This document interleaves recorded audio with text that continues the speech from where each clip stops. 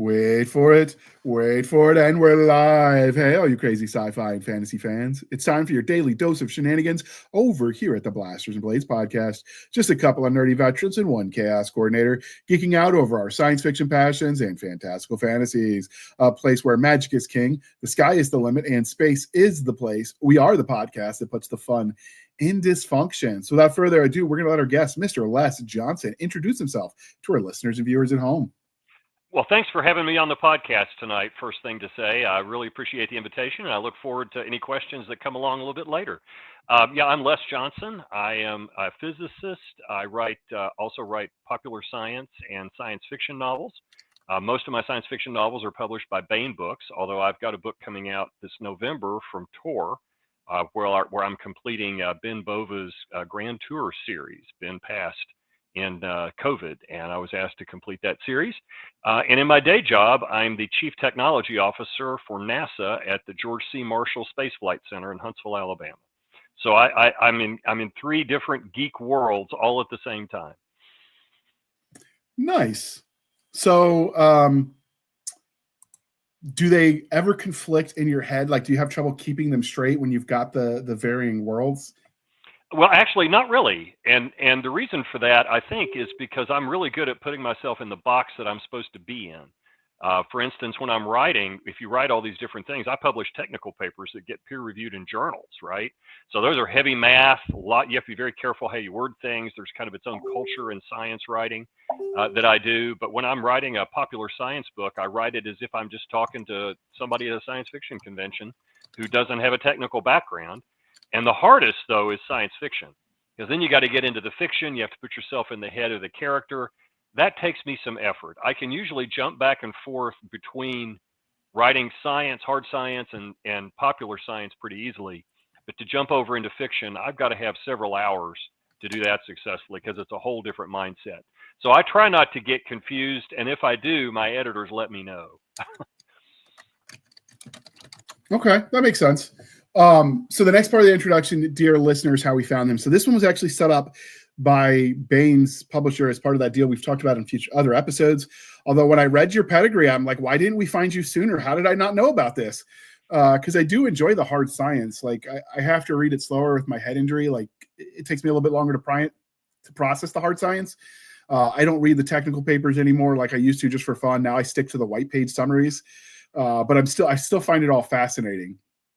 Well, I would recommend you get a magazine called Science News. Science News summarizes all of the journal articles that come out, not all of the significant journal articles that come out in the Journal of Science, which is like one of the premier science journals, but they write it in a popular science format. So you'll get like a third of a page or a half a page summary of some important technical paper, but it's in language that everybody can understand. I don't have anything to do with it, but it's a publication I recommend for people like you who want to follow the sciences, but you don't necessarily want to get your head wrapped around the math or the details. I will do that, and I will link to it, dear listener, in the show notes. I'll see if I can't find the link. Yeah, that's the one thing I miss about being in college was the free access to JSTORs and all of the article databases. That was always just fun to tinker with. But I was the nerd who went down research rabbit holes. And so when most of the time the professors would be setting like the minimum length of the paper you had to turn in, they would tell me like, this is your maximum. I will deduct points for every page over this that you give me because I was that guy. Well, there's such a thing as that actually is a kind of something I miss. When I started my career 35 years ago, back when journals were not electronic and you had to actually go open and find specific issues and volumes, and they were in these big books that you opened up and you thumbed through, there was often what I called serendipitous discovery. Who wrote the paper next to me and what was their paper about? Maybe it was something interesting, and I love that. And I miss that in this modern age of internet searches, because you get usually things that are very specific when you go on Google Scholar to what you want, but you don't have that serendipitous discovery. And I miss that. I loved it. I learned a lot of things outside of my field. I remember when I so I was in college in 2000 to 2004, and they were teaching you not to cite the internet because it was an unreliable source. Right. And so our workaround was if we found scanned copies, we didn't cite the internet. We cited the original copy that we were looking at virtually, because it was the the only way to attribute it without, saying we found it online, because our professors didn't like the internet. And all of the manual of styles out there said, no, the internet is the devil. And then 5 years later, my cousin was going to college, and it's all about how to properly cite the internet to include the web page. And I'm like, 5 years, a lot's changed. Well, it's still not considered reliable. You might find that in a college paper, but I don't find stuff like that in technical papers. I also serve as a peer reviewer for a couple of journals, and I'm on the advisory committee for one, and you don't usually put that in there. Now, you can do what you did, where you find the original source if it's an old article and they scanned it, but you cite with the original journal that it appeared in. And that used to be relevant, but in the age of AI, where somebody could fake a whole journal article and make it look old, I don't know if that's still going to be good. Yeah, I don't imagine how you tell on that. That makes everything more complicated with the deep fake and the AI technology. It does. I don't envy the college kids today trying to suss out what's real and what's not, especially as things get more complicated. So as a historian, one of the things we learned was how much of it was left with the letters that were written. And now that everything's digital, are there archived of those letters that people sent in their emails? I don't know. And if they're not, you're losing whole eras of history. And that's going to include some of this important correspondence when scientists are talking to each other too, because how much of what we know about Einstein was from his letters to his peers as well as his own notes, right? And if you didn't have that, what's being lost? It's strange to think about. The Library of Congress is actively trying to address that by getting digital copies of things that they could preserve. But I mean, by the time they were doing that, it was already too late, I think, for some of it. And I agree with you. And I love reading history. And some of the best books I've read are history books that include some of those letters and summarized correspondence. There's a great history book written by Joseph Ellis about John Adams and Abigail Adams, and their love for each other and how she advised him, and she was almost a co-president for him. And it's really amazing from their correspondence that they pieced all that together. That's the one thing that amuses me when all these people who aren't quite as educated about history as they think they are, and they talk about, whenever they want to criticize America, it's founded by a bunch of old white people for old white people. And I'm like, well, first off, clearly you haven't read anything, because none of them were old. John Adams, when he was at the Continental Congress, was the old guy because he was 39. Right. Well, and the thing that I don't think that's old. Well, I also have to remind people that when Thomas Jefferson wrote what he wrote, and when our Constitution was adopted and the Declaration of Independence and all of the ideals in there, you can point to the number of countries in the world where people ruled themselves in a democracy at one, and that was the United States of America after it was formed, right? There were no other functioning democracies at that time, to my knowledge, anywhere in the world. Yeah. And so the next time somebody, is really blasting our founding, I think they need to be reminded that just about everybody in the world reported to a despot at that time, a king or a dictator or something like that. And it really started the beginning of democracy.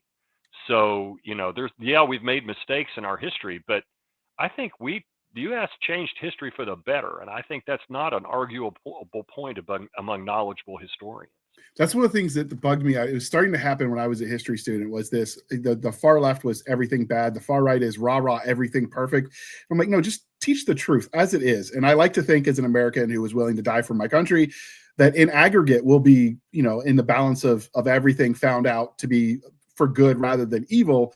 But you can't pretend the bad stuff didn't happen, just like you can't pretend it's all bad. Both of those approaches are just fundamentally flawed, in my opinion. Oh, I agree with you. And judging the whole notion, slavery is the tarnish on our history, and we've had a journey of continually trying to do better. And I think that speaks highly of the American public and its character, that we strive to get that behind us and do better. I mean, that speaks very highly.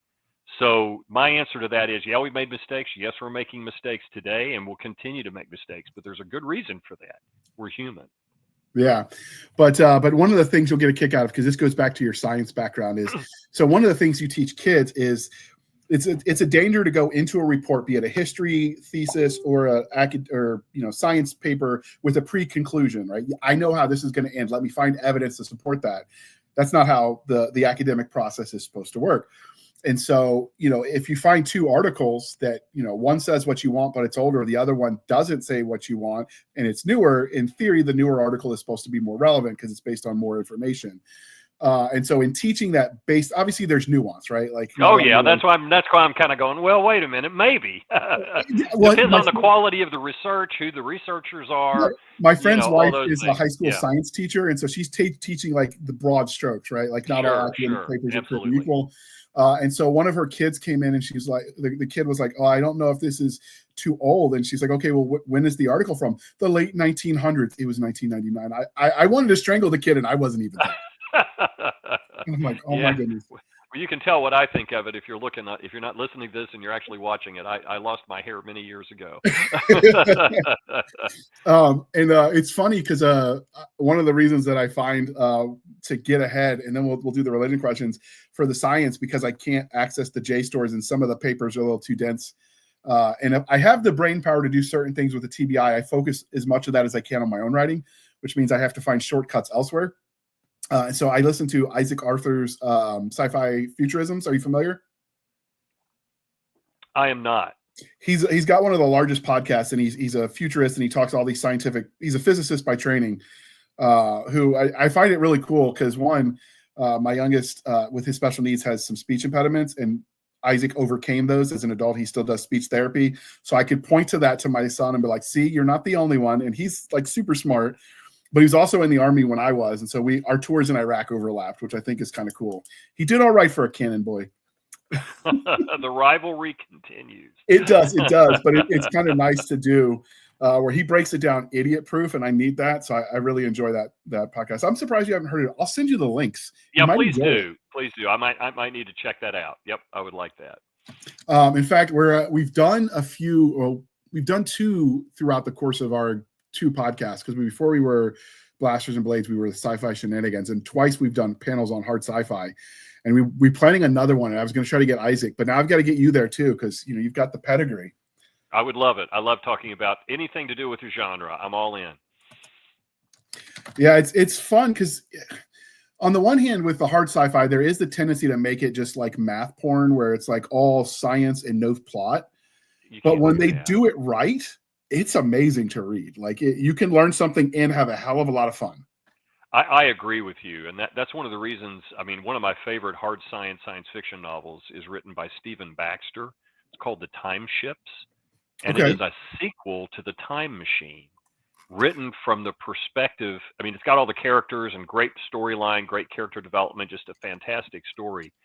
But the science behind it is advanced beyond what H.G. Wells knew. It's up to what we know today about the universe and relativity and all these other things. And it's an amazing story that has a fantastic kind of science background that is the setting without getting preachy about the science. I think Stephen Baxter did a wonderful job in that novel.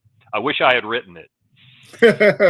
Yeah, that's one of the weird things that no one ever talks about until recently when they talk about time travel. And I didn't realize this until I'm working on a series that involves traveling back to a fantasy version of Egypt, but there's time travel involved, and you don't realize like things aren't where we think they are. So if you go back in time, like the Nile River isn't in the same place it used to be. If you talk about traveling in time through like the teleportation machines that you sometimes see, Earth isn't going to be exactly where you think it's going to be. So if you don't calculate for that too, like it's a lot more variables. It's a lot more science than people previously thought. Like before, it was like, oh, it's just hand wavium. Well, I think about that because I've thought about time travel problems, and the Earth is orbiting the sun at 30 kilometers a second. Okay, so if you jump and you're gone, for not long, you're going to be in deep space and die, right? Yeah. And our star is moving around the galaxy, and our galaxy is expanding in the expanding universe away from every other galaxy.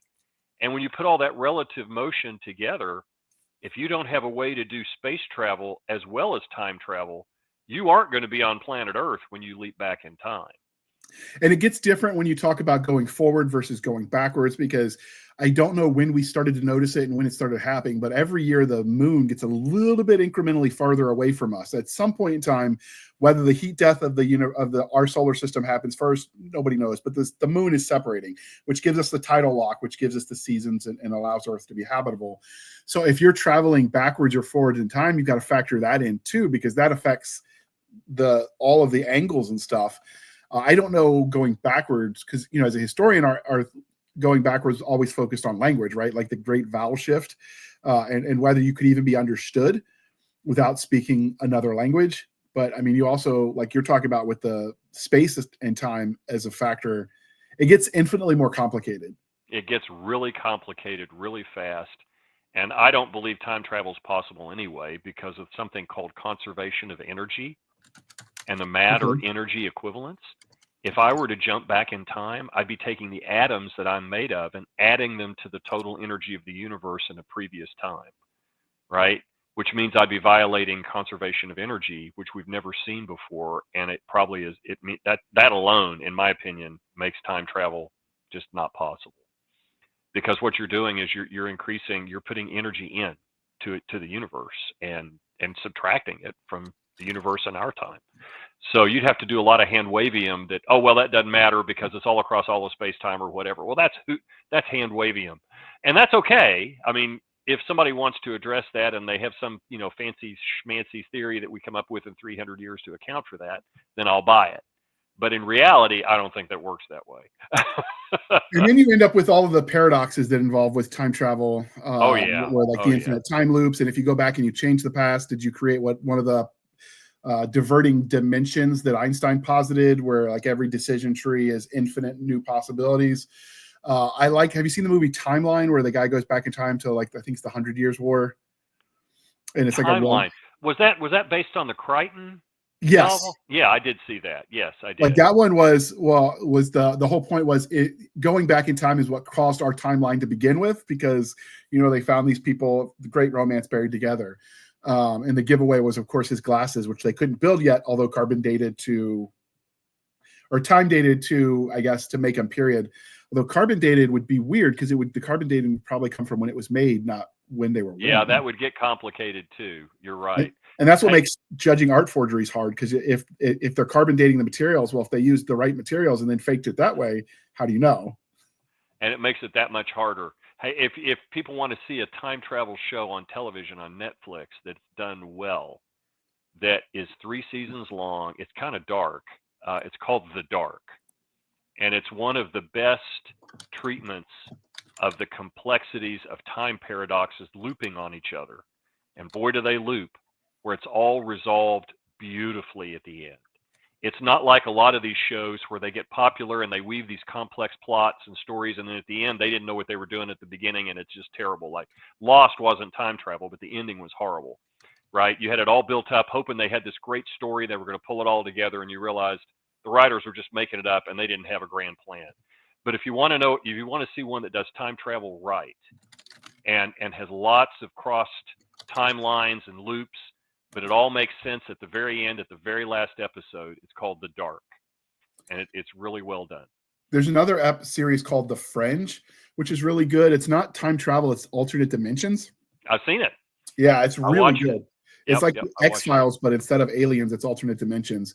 That one was a shame they ended, because I really enjoyed it. And like the unintended consequences, is the butterfly effect, essentially, is always fascinating to see played out. And I think it was one of the last things that Leonard Nimoy did before he died, too. You might be right. Yep, he was in there early on. So yeah, it's a good one.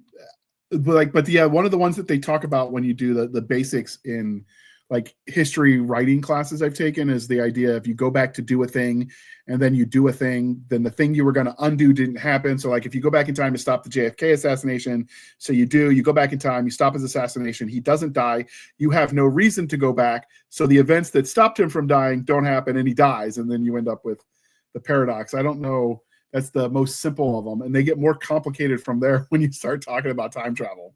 Well, you're just another timeline. That's how they answer the question, right? or do the classic with Ray Bradbury, A Sound of Thunder, right? I mean, just the classic. So yeah, I don't know. It's hard to get your arms wrapped around. I did do my own version of time travel in a novel that you can see the poster over here called The Space-Time War, and I have my own take on time travel in one of the novels, because what science fiction writer doesn't talk about time travel at some point? But it's called, hold on, sorry? It's called Space-Time War. The Space-Time War. Yep, that's it. I'm going to link to that in your show notes, so that way, so people can check it out. Since we were, I hope so. Yep, I hope that if you like time travel, I hope you enjoy it. That was my foray into a time travel book. Okay, I will link to that, dear listener, so you can check it out. I'll make it easy for you, and I'll find it for you.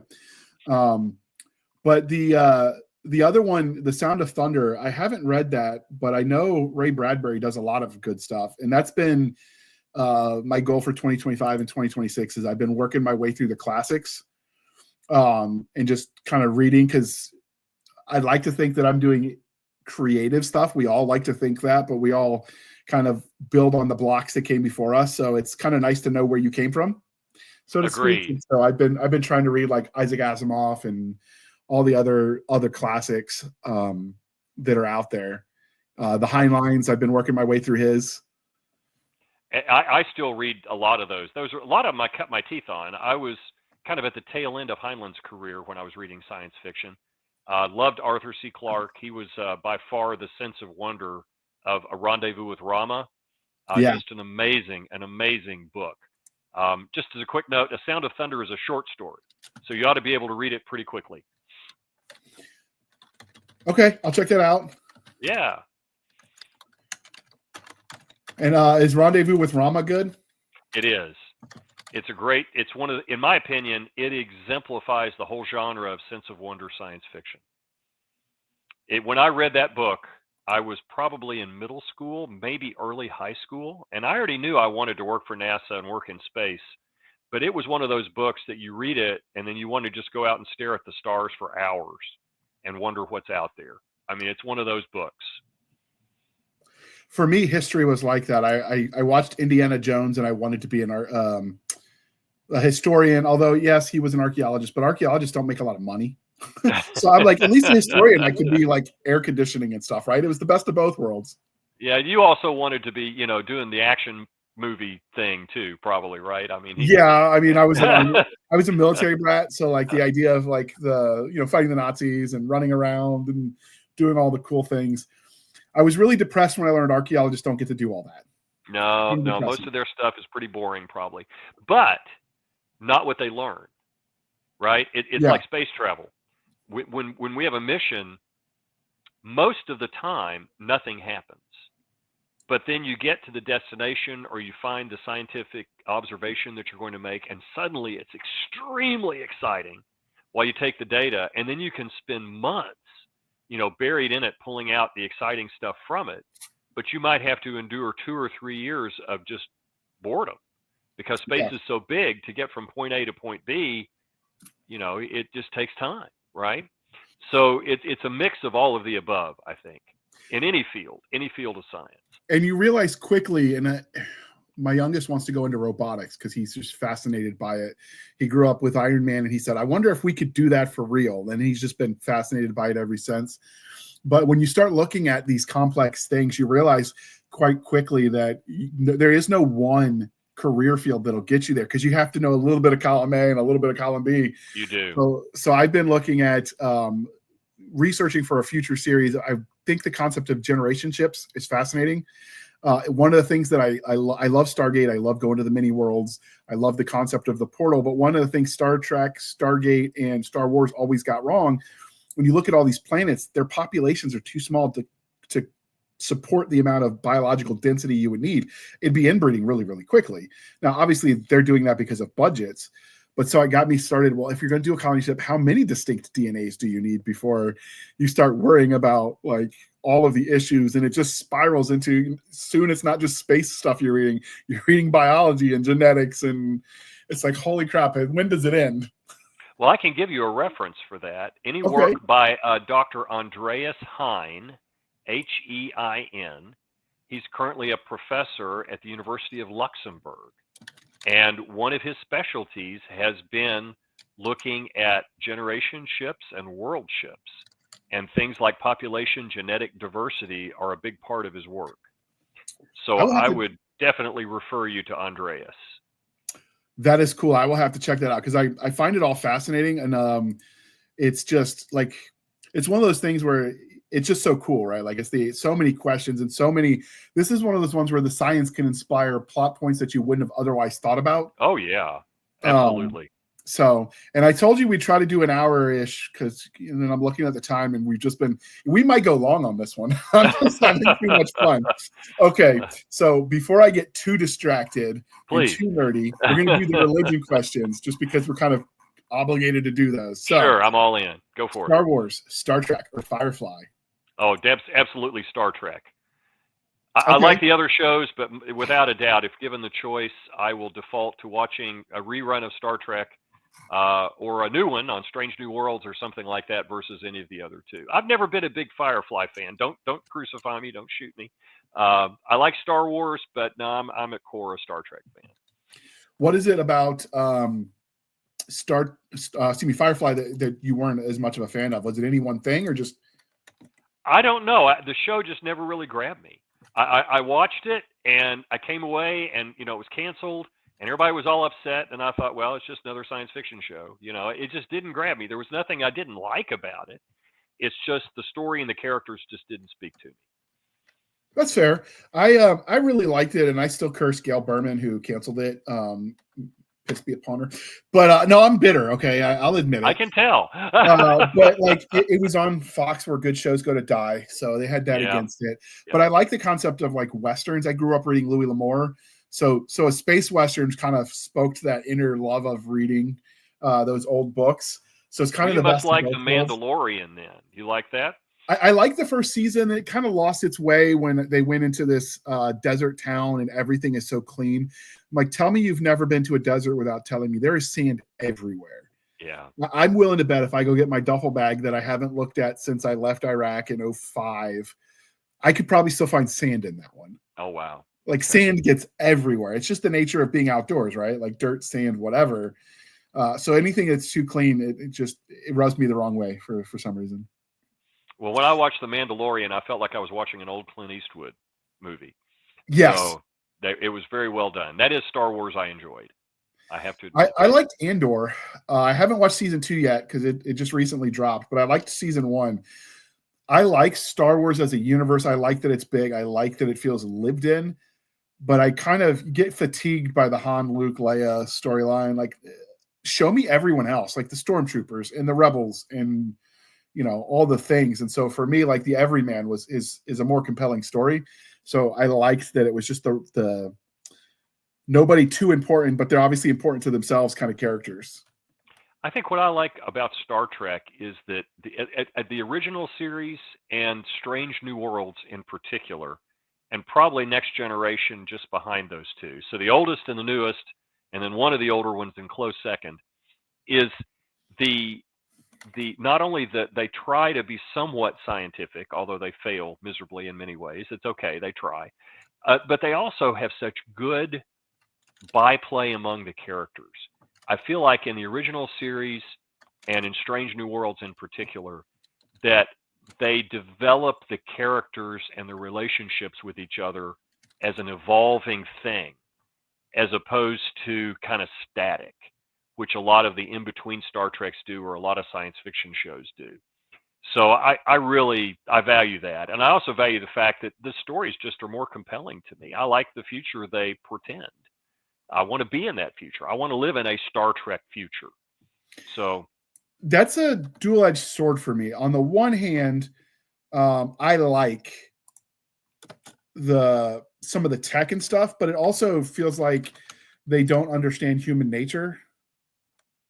So it's I don't know. It's a little bit of column A. I like some of what they do. I like that it inspired so many scientists to go and invent things like, and he's cited a lot, but Miguel Alcubierre, the Mexican physicist who wrote the mathematical formula to make warp drive feasible mathematically. Admittedly, it would require more energy output than the sun will put out in its lifetime, but then it's just a matter of scale at that point. Like you could find alternative power sources because it's based on our understanding now.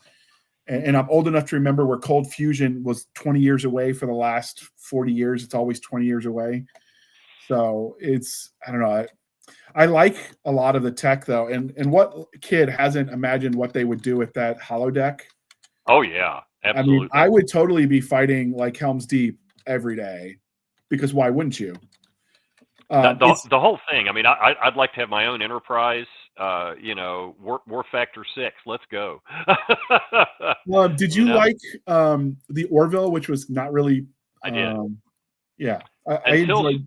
until Strange New Worlds came out, I thought it was the best Star Trek since the original series, even though it wasn't Star Trek. I loved Orville. Yes, absolutely. The opening scene where they're in their version of the holodeck, where he's like in samurai armor fighting an orc as they make jokes. Totally what I would do with it. Like if you were peering into my brain about how I would use and abuse this system, that's it. Because all the fun, like childish shenanigans. But was it the replicator where it generates the food for you? I mean, how cool is that? It's all cool, and scientists are working on that. We're printing meat. I'm not sure I'd want to eat it, but that's happening. The Star Trek replicator, additive manufacturing, 3D printing, it's coming. It's coming. Yeah, like you said, whether you would want to eat it, although they're also already 3D or not 3D printing, they're also already cloning meat. Yes. In the beef industry, which is a concern if the one virus could take them all out. So yeah, some of the science that we think is fake is already being used. We just don't talk about it because it creeps people out. It does creep people out. I agree with you. I agree. But okay, so are there any, like, obviously we picked the religion questions based on things that are across many mediums, but if you were going to pick your favorite science fiction and you weren't limited to that limitation, what would it be? Would it still be Trek? In terms of a TV series, absolutely, it would be Star Trek. If you weren't limited by it being on screen as well as in print. Oh wow, I would. Well, this is really cheesy, but the science fiction series that really wowed me as an elementary school kid and a middle school kid that stopped being printed in English, but is still printed, I think, weekly in Germany and has been since 1962. Is the Perry Rhodan series. And it was a series of pulp science fiction about an alternate moon landing where the first astronauts that land on the moon, this is written before we went to the moon, find a crashed alien spaceship from a galactic empire. Oh, and then cool. It's about the rise of the Earth Empire, the Terran Empire, as a result of that. And it was fantastic. If you ever heard of Forrest Ackerman? I have heard of that. Okay, he had the Famous Monsters of Filmland magazine, big science fiction fandom kind of guy. He had a museum of science fiction and horror movies from the old classic horror films called the Acker Museum. It was in LA. I never saw it. I would love to have seen it. But his wife translated them and he published them for Ace Books. And they stopped after like number 116, but it's still published in Germany, multiple thousands of issues. And it's a pulp series. I would love to have kept reading it, but they stopped. So I would have to say it's not something. I tried rereading it as an adult, and it's definitely not written for adults. It was written for kids, okay, like the Heinlein juveniles. But you can enjoy them more as an adult, I think, than you would Perry Rhodan. But it was a series that really inspired me, and it was only in books. Yeah. Not particularly well written, but it was great for a middle school kid. Anything that wakes up that passion for more, for asking the questions that lead to discoveries. Absolutely. Every discovery starts with a question. What? It does. Or how, right? So yeah, I really I'll have to check those out. I don't even mind sometimes reading the juvenile style books because some of them, they're simplistic, but you can appreciate them for what they were. Well, I'll tell you, when I first started writing science fiction for Baen, the publisher of Baen, Toni Weisskopf, she said, Les, before you start writing this next book, I want you to go back and reread Have Spacesuit Will Travel by Robert Heinlein. That's one of his juveniles. And it is an amazing story and has held up really, really well. And if you read it from the perspective of a writer, it's a 3-act play, and it follows a certain pacing that is exactly the same pacing that most well-written novels follow. So if you're an aspiring writer, or if you like reading and trying to understand the art of writing, and I know that's not necessarily your audience, but if a reader wants to do that, go back and reread Have Spacesuit, Will Travel, and see if you can identify the 3 different acts that are in the story. I mean, it's well done. It's a good lesson in story writing. I'll have to check that out. I haven't read it in years, although I opened my newsletters, Hey Space Cadets, stolen shamelessly from Heinlein. Yep. Because I grew up reading his series about the Space Cadets. So I was kind of hoping when the Space Force was created, they would lean into some of that nostalgia for me. They could have done the Buzz Lightyears to infinity. Like, there was so much coolness where they could have tapped into pop culture, and they let it walk right by them. Except for their logo. Kind of looks like the Federation symbol to a degree, you have to admit. It does, but didn't the Federation symbol come from some of the military stuff? Like, it seems to be pretty circular as far as the fire. It could be. Yep, it could very well be. So, all right. So, because we are polytheistic here at the Blasters and Blades podcast, Game of Thrones, The Wheel of Time, or Chronicles of Narnia? Oh, Game of Thrones. Okay. I was addicted to that show because it was so unpredictable, right? From the very first episode and on, you really didn't know who was the hero, the anti-hero, who was going to survive. The people you thought were going to be the literally the knights in shining armor died. The people put up with some pretty horrible things, which in real life they have to put up with, and the drama. It was just very well written, and it was one of those shows that I think they hurried up to end, and they shouldn't have. And a lot of people are critical of the ending. I don't know that they could have done much better given the time they had, but if they'd had another season, I think they could have wrapped up things much better. But they did okay. So I would give it a very high grade all the way up to like the last 2 episodes. Really, really well done. I have not read the books. Okay. All right. So one of the crying shames of growing up and getting older is we stop asking each other the important questions. So we are bringing that back, and I'm going to ask you, Les, what is your favorite dinosaur? Oh, my favorite, the pterodactyl. Okay. Yep.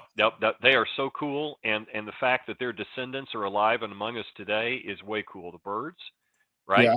So talk about longevity of the gene line and genetic descendants. And I've always been fascinated with things that fly like that. So no, without a doubt, pterodactyl. How about you? What's your favorite? I like the Stegosaurus and the Triceratops. Okay. I like the idea that they've got that F around and find out vibe going with them, with their ability to be defense. I mean, some people pick them because they're herbivores, but that really wasn't a concern, because when I was a kid and in love with them, it was just how they looked. All right. I've always I had the little plastic dinosaurs that I played with, and I always enjoyed playing with the Stegosaurus. I did too. Yeah. Which leads me into our next question. It's just offshoot a little bit for our religion questions, but I'm adding it just because of our discussion. So, if you were given the chance, if Toni Weisskopf came to you today and she said, "You're going to stop everything you're writing and you're going to write in X IP that you really love," what would that IP be for you that you would stop everything for?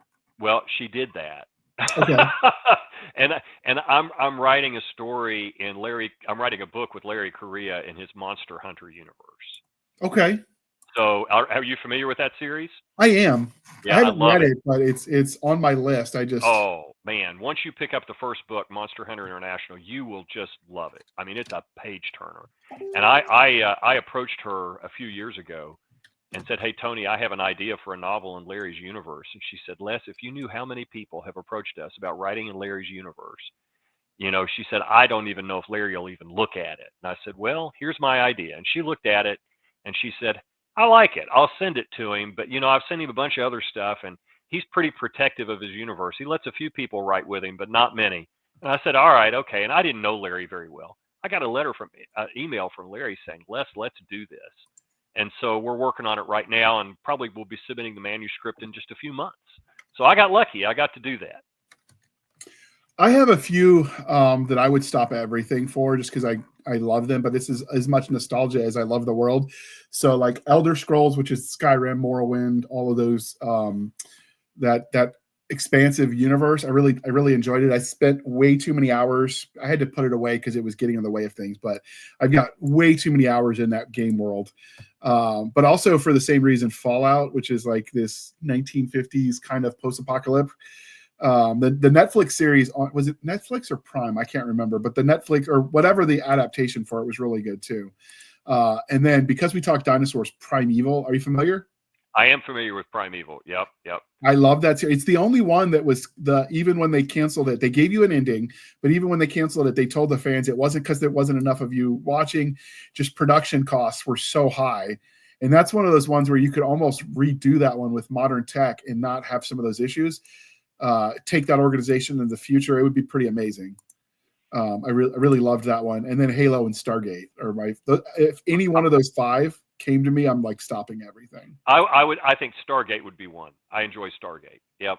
I think I could maybe have some pretty good ideas to contribute to that show. Yeah, you just want to be one of the offshoot SG. Like you don't want to be SG1 because one of the things I learned writing in other people's universes is if you try to use their main characters, 9 times out of 10, unless the main author is overseeing it to the degree where they can make it just so, you're never going to please readers because you're not going to use the character in the same way. So my approach is new characters, find a dark corner of the universe and shine a light over there. So you're adding to the lore, but you're not limited by it.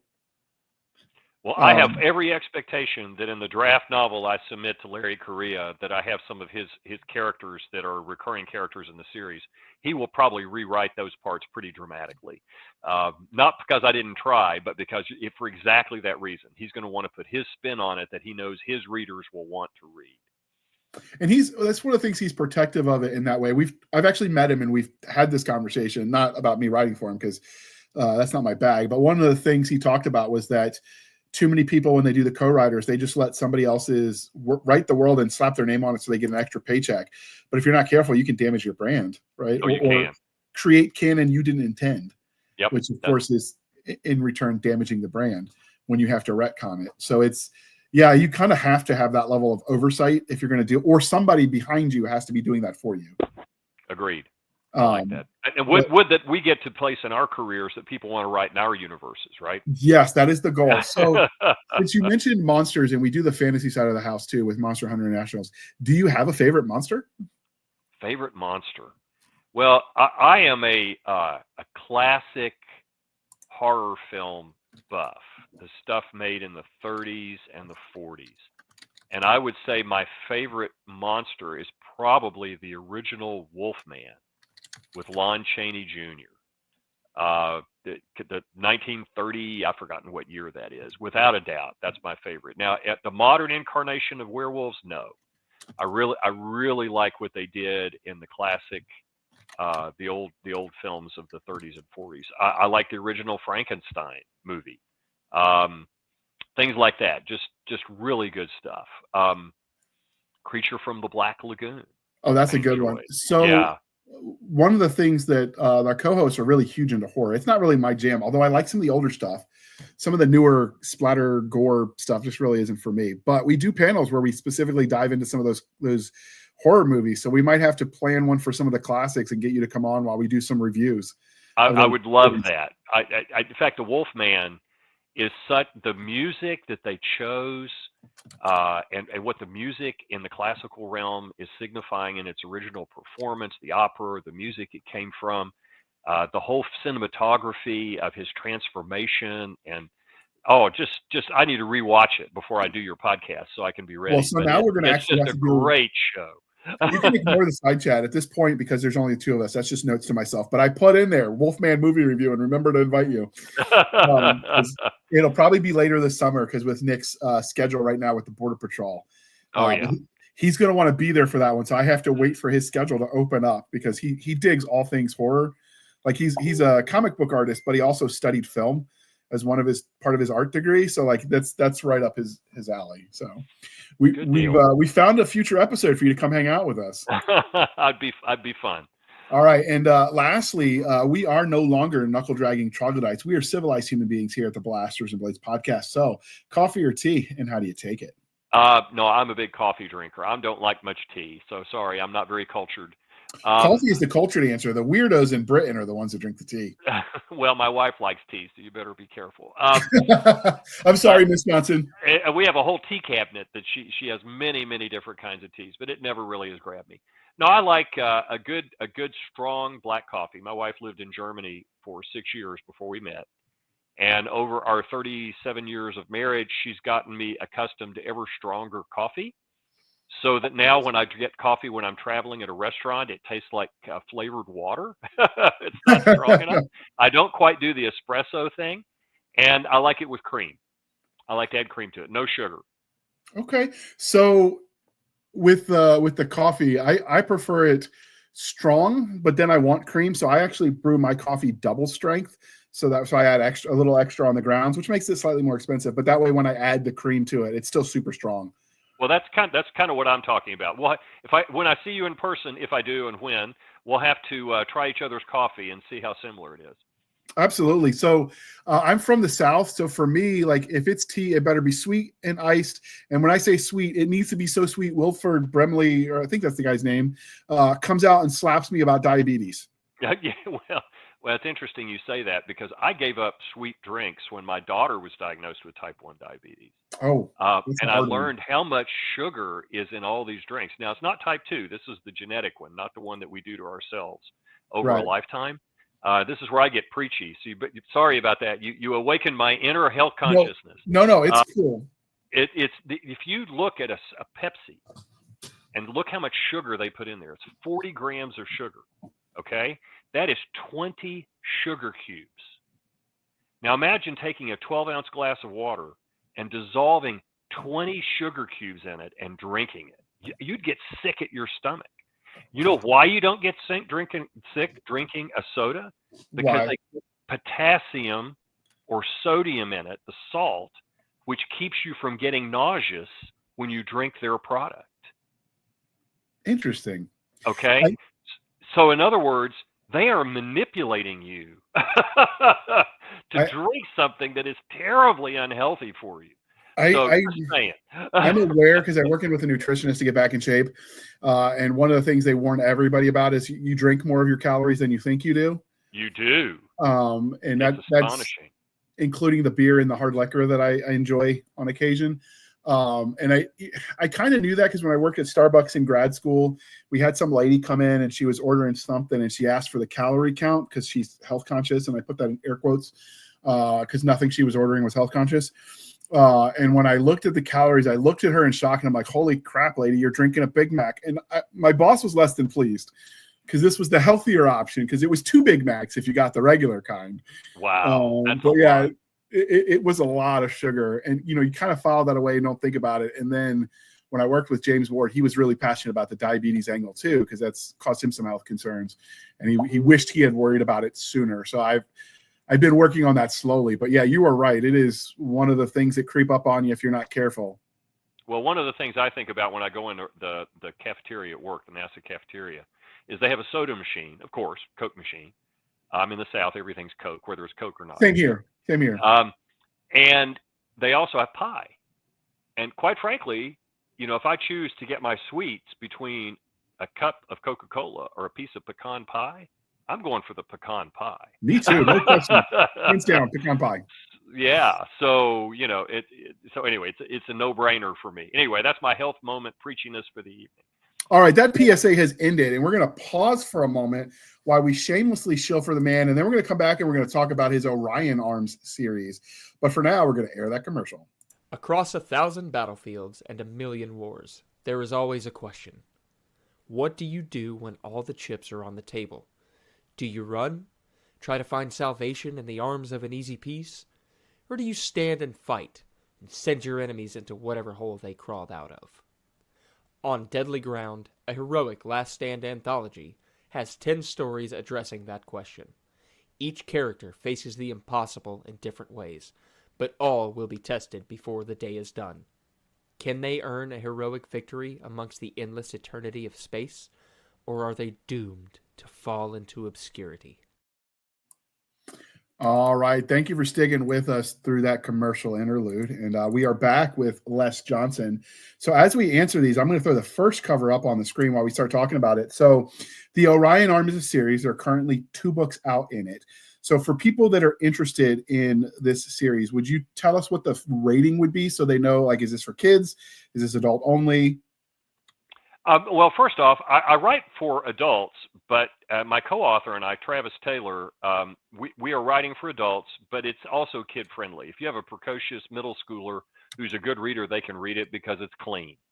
There are some 4-letter words in there, and we've got action and adventure. But we if there's any hint of romance or sex, it's done very much old school, like the curtain closers or the door closed or something like that. So we try to keep it that way. But it's definitely I think it's accessible to anybody who wants to read it. Anybody who's into hard science fiction. I kind of reaching back to when I read Arthur C. Clarke's Rendezvous with Rama. I was middle school, and I think this is the kind of book I would like to have read in middle school if I were talking to a younger me. Yeah, I hadn't heard of this one, but when I was doing the prep for the show, it's definitely up there. So I'm going to have to check for an audiobook. It's Baen, though, so I'm going to guess they almost have to have one because they do for all of their stuff. They do. It's an audiobook, and the audiobook is available. It was not too long ago that it came out, and I'm sure Crisis, the second book in the series, will be in audio soon as well.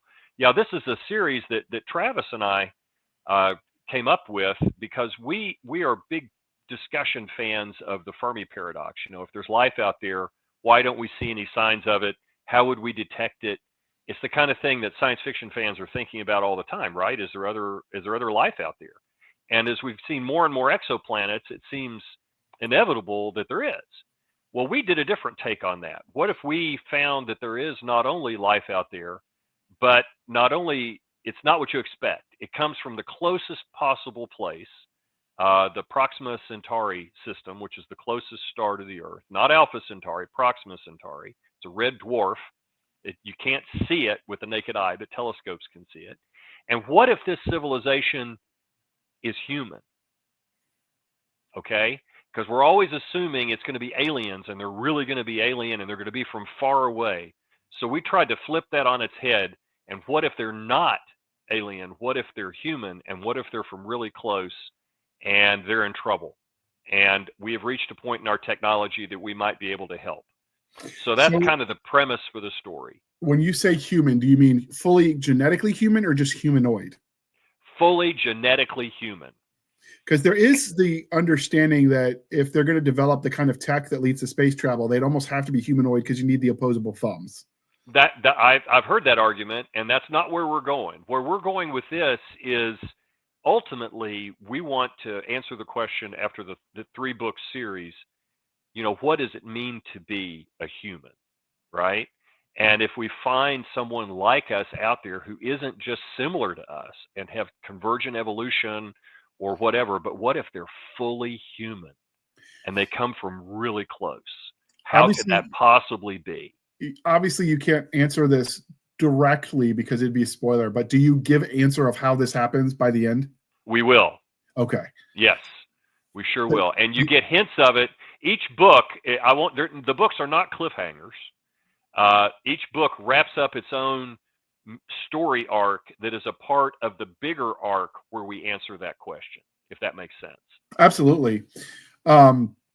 I really enjoy your covers too, because too often, like sci-fi, like the in the marketing side of sci-fi, they call it spaceship ass, where you just show the cool back of a spaceship doing cool things. It was popular for a while in sci-fi covers, but oftentimes it was the rule of cool more than functionality. Whereas yours, that space structure with the spinning wheel to simulate the gravity, like it looks plausible. And it looks like it could work with our understanding of science. You don't often see that on cover art. Well, I have to thank our publisher, Tony Weiskopf, for getting the artists to work with us to do that, because our books are hard science fiction. And we don't make them science textbooks, but we try to do it right. And we try to talk about the issues you'll face in deep space travel, long duration space travel. So you'll find that we have a plausible star drive. Doesn't go faster than light, but gets pretty darn close to it. how we take care of the problem of weightlessness with artificial gravity and spinning structures, and other issues associated with space travel, the time lag in communications. What happens if you have two spacecraft and they're traveling at slightly different speeds, close to the speed of light, where time passes at a different rate for people on each craft, and it's at a different rate still from what's happening back on Earth?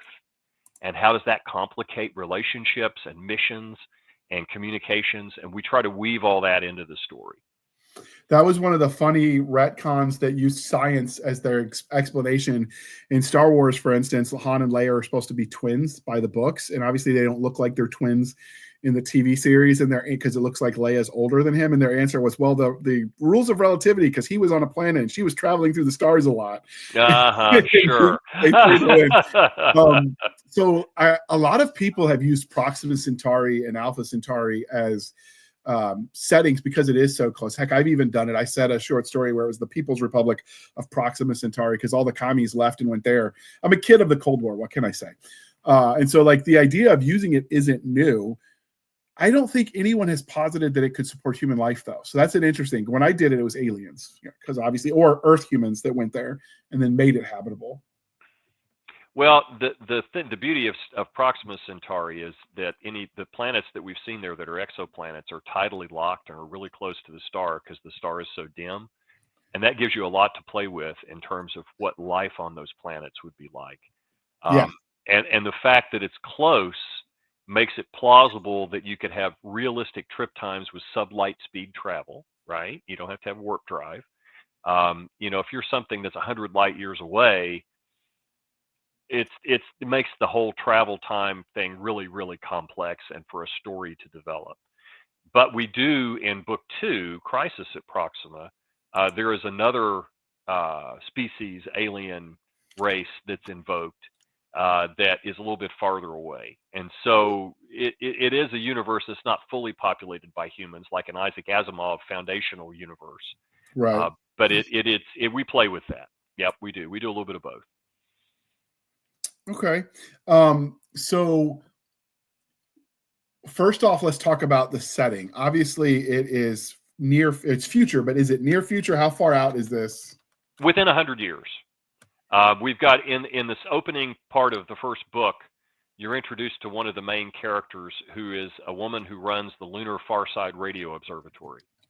And it's tech that I could see us developing. And this is where I'm putting on my NASA assessing the future, what's possible. I would say we could do some of this within 100 years if we put our effort and funding to it. And that includes a pretty rapid space drive. We'd have to have some engineering breakthroughs, things that we don't know how to engineer today, but the science is plausible. So I would say about 100 years. Okay. The science is constantly like some of what we can do, we just can't do it to the degree. So it gets a little bit interesting. When this travel to Proxima Centauri for your world, it's near light speed. So what are you talking with your calculations based on tech as is in universe? Like what travel time are we talking about? Well, at travel time at Proxima Centauri is under 4 light years away, about 4 light years. And you're traveling at a significant fraction of the speed of light, but you have to accelerate and decelerate. So you have trip times of under 10 years, and that seems pretty plausible, right? I mean, we sent back in the great ages of exploration of the European exploration of the planet. They sent ships out on 2 to 3 year voyages, right? No, pretty readily.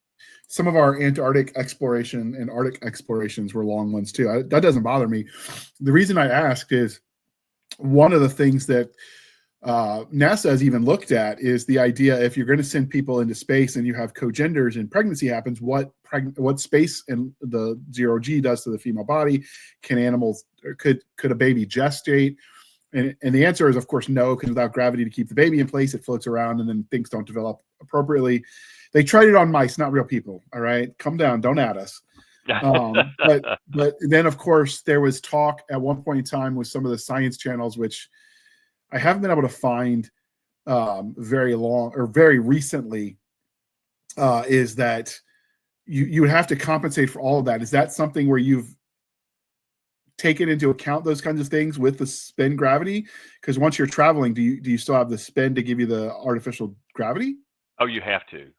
You do. Yeah. Because the speed that you have is, unless you, well, you would only experience something that felt like gravity while you're accelerating, right? And as soon as you stop accelerating and you are just traveling at speed, you would again be weightless. So you have to do something to simulate gravity. And we have not yet figured out the Star Trek inertial compensators, right?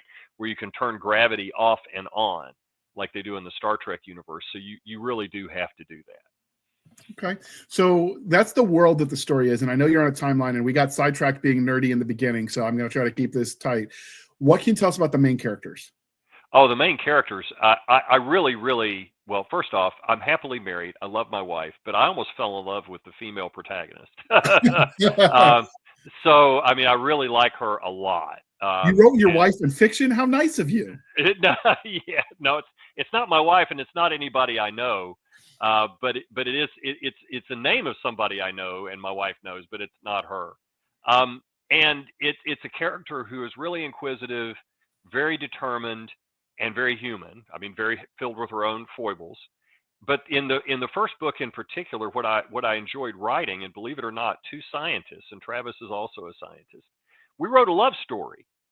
And it involves a different character, a guy named Roy Burbank, who is an engineer, and his wife. And he is a reluctant traveler on this voyage, and he gets separated from his wife. And that's all I'm going to say. But it's a love story that is complicated by that relativistic time distortion that I was talking about earlier, where the rates of the passage of time are different for different people in different places, depending on how fast they're going. And so it's a little bit of a love story and a crisis in their relationship due to special relativity. How's that for a nerdy love story description? No, I'm with you. So first off, this is definitely interesting. So I think we're going to have a second episode, and maybe we can even get Travis on, and you can talk about the science in your world as a separate episode, because that'd be fun. That would be a lot of fun.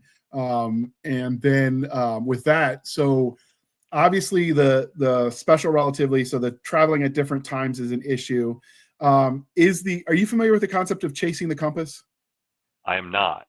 So when I was my first MOS in the Army as a boat driver, before they sent me back to the infantry, chasing the compass is this idea of, if you're going and you're trying to set your course on a set heading and you're off, so you end up overcorrecting, and then to overcorrect that overcorrecting, and you keep, essentially zigzagging when you're trying to adjust, because it's what new pilots do, where you mess up, right? Like you just overcorrect, and then you overcorrect, and then you overcorrect. And the idea is, of course, if you're leaving from Norfolk to London, if you're off by even half a degree, you could end up in South Africa. Right. I don't know that the math of that exactly checks out, but the little bit of off makes a big difference when you're talking about an ocean. I would imagine some of that applies to space when you're talking even larger distances. So is that something that has to factor into space travel? Oh, absolutely. And for our current space travel today, we do take that into account. If you look at the Deep Space Network, which is how NASA talks to, for instance, the Voyager spacecraft, of course, my smart speaker just talked to me, and AI is everywhere, and you're trying to communicate, say, with the Voyager spacecraft or the New Horizons, which is the one that flew by Pluto a few years, and then Arakoth. The Deep Space Network, in addition to communications, helps you locate where you are and keep track of where you are by combining the time of flight of the signal, your last known location, with your onboard systems, which will have these star trackers, so that you know how you're oriented relative to specific stars that are identified by their spectra. Okay, if that makes sense. And you put all that together, we are able to target very small objects very far away with pretty high precision, but it requires continuous, even with a time lag, communication with home. When you don't have that and you're farther into deep space, extremely small navigation errors could send you in a totally wrong location. So yes, that's going to be an issue, but we've got it worked out within the solar system and out beyond the edge of the dwarf planets.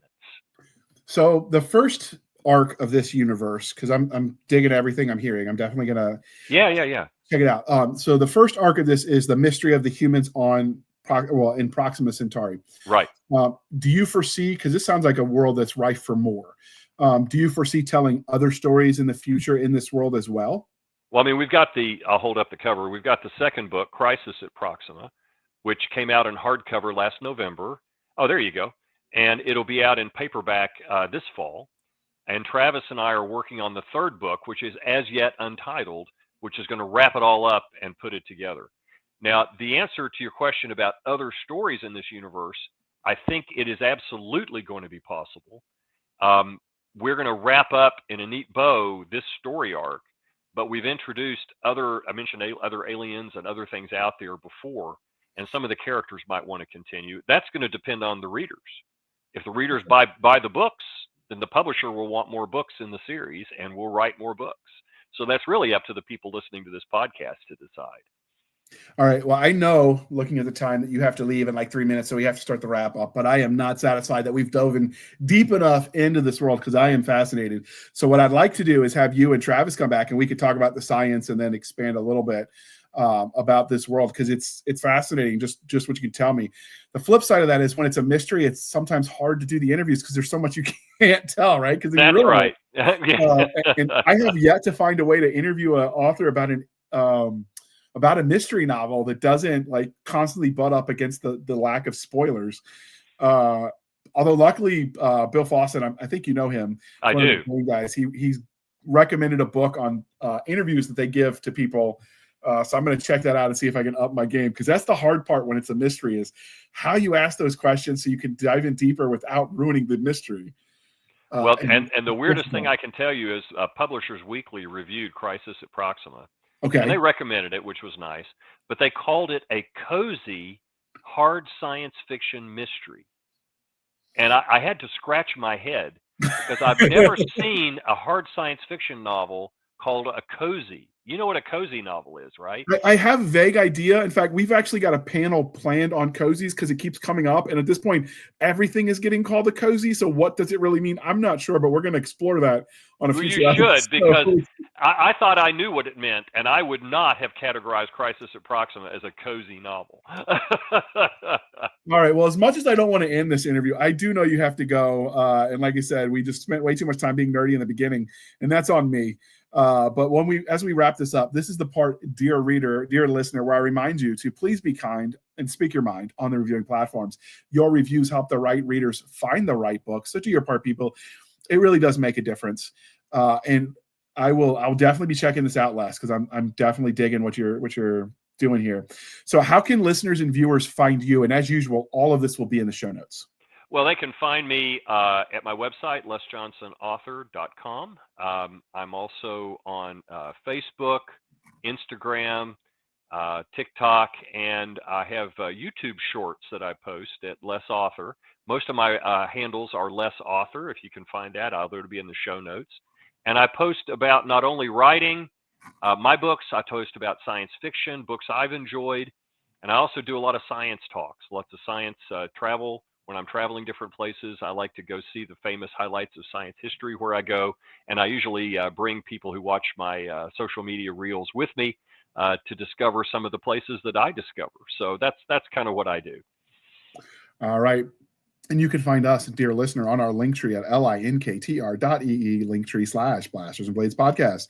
Again, Linktree/Blasters and Blades Podcast, where we link to all the things: the BitChutes, the Rumble, the YouTube, the TikTok, the Twitters, the Spotify, the Discord, the Blasters and Blades Facebook group and Facebook page. We have our email, blastersandbladespodcast@gmail.com. Again, blastersandbladespodcast@gmail.com.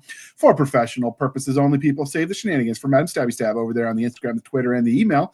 You could support the show by going to buymeacoffee.com/author J.R. Handley. Again, buymeacoffee.com/author J.R. Handley, where you can put in the comment section for the podcast, and I promise I will keep my co-hosts duly caffeinated. I will have them drinking so much coffee brand coffee that it'll flow out of their eyes and they'll swim away on a river of Java. That's one of the things I'd like to find in space, is like a Oort cloud of all coffee. And then I would just die floating around in it. It'd be glorious. Way to go at the end. I'll pass. I mean, if you already know it's your in time anyway, as far as ways to go out, I mean, swimming in coffee sounds like a great one. But anyway, thank you for spending some of your precious time with us. For my absentee and crazy co-host, I am J.R. Handley, and this was the Blasters and Blaze podcast. We'll be back next week at the same time, where we'll indulge our love of nerd culture, cheesy jokes, and all things that go boom. Thank you for coming on, Les. This was a lot of fun. We definitely are going to have to do another panel on this because I just feel like there's more here to talk about, and I was having way too much fun, but I understand schedules are a thing. So we're going to put this on the books, and as well as those other episodes we discussed. But with that, thanks for coming on. Thanks for having me. It was fun. All right, and with that, we are